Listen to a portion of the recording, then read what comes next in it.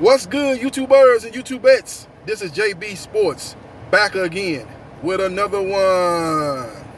News broke earlier today and had the internet going nuts as Anthony Joshua and Tyson Fury have finally agreed to a two-fight deal, 50-50, for a matchup to take place in late June or early July.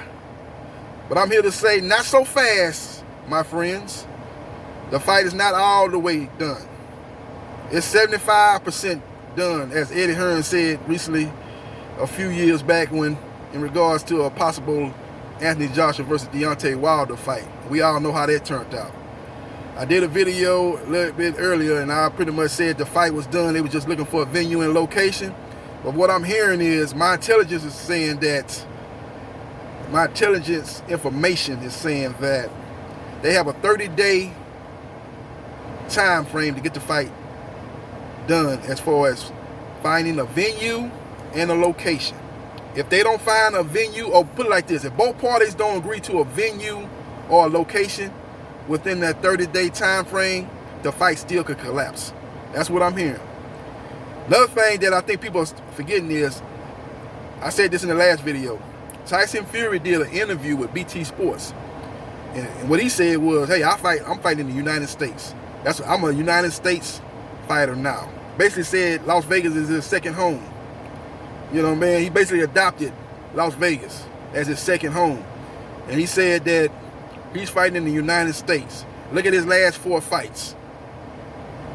You know, he's been fighting in the United States, in particular on the West Coast. His last 4 fights was the Wilder first fight, which was in Los Angeles, Staples Center.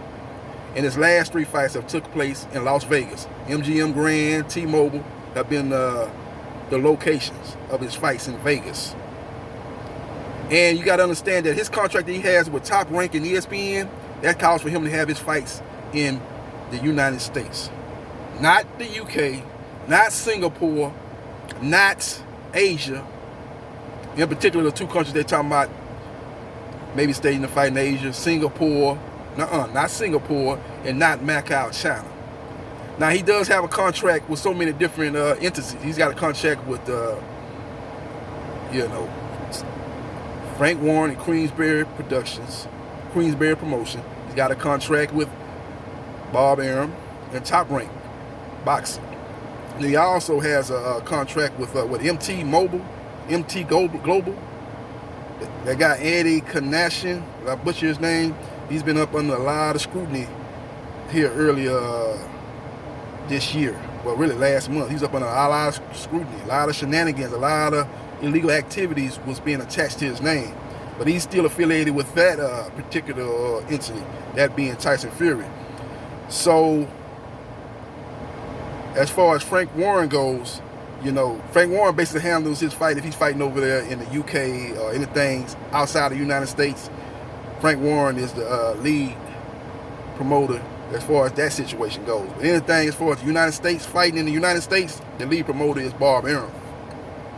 So that could cause a problem between those 2 guys, because everybody knows the last time Anthony Joshua fought in the United States, he got his hat brought to him. He got exposed when he fought Andy Ruiz. That fight took place in MSG, better known as Madison Square Garden, and he got beat from pillar to post, got dropped multiple times, and quit standing up in the ring, not beating in the corner, sitting on the stool. He had made the count. The referee asked him, did he want to continue? And he didn't answer the question. By not answering the question, he answered the question. He didn't want to continue. So that was the last time he fought in the United States. And then when he fought in the rematch against Andy Ruiz, he ain't wanted no parts of fighting in the United States. That fight went over there to Saudi Arabia. Big, huge site fee. They were so proudly talking about that huge site fee. We had to go here. It's a huge site fee. But nobody can tell me that they could have got the same amount of money, or even more money, having Anthony Joshua versus Andy Ruiz on that strip in Las Vegas in one of those big casinos, preferably Mandalay Bay, MGM Grand. They could have had it at one of those 2 locations, or T-Mobile Arena. But they didn't want no parts of the United States. As AJ is what you call a big fish in a small pond. You know, he made statements here in the past saying that, you know, I've done all this hard work. I built my profile, built my brand in the UK. I want to have the big fights in the UK. You know, he said that. So he has no reason in his mind to go here to the United States. No good reason in his mind to go here to the United States and fight, based on the Andrew Reeves fight and based on what he said. Like I said, he's a big fish in a small pond.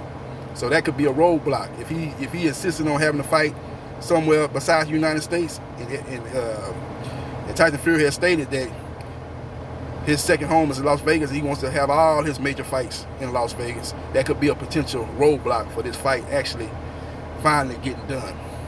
So right now we're sitting at a crossroads. Meet me at the crossroads. I remember everybody. We were at a crossroads.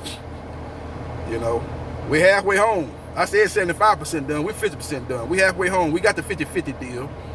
We got both parties to agree. We got both fighters' signature, but we still don't have a venue or a location. And you got one fighter talking about fighting in the United States, in particular Las Vegas, and then you got another fighter that last time he was in the United States got exposed and ain't looking to go back to the United States and fight a major fight anytime soon.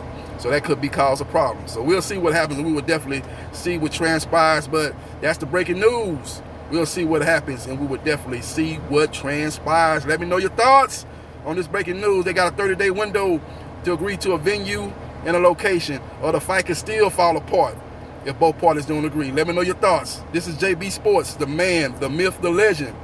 I'll holla.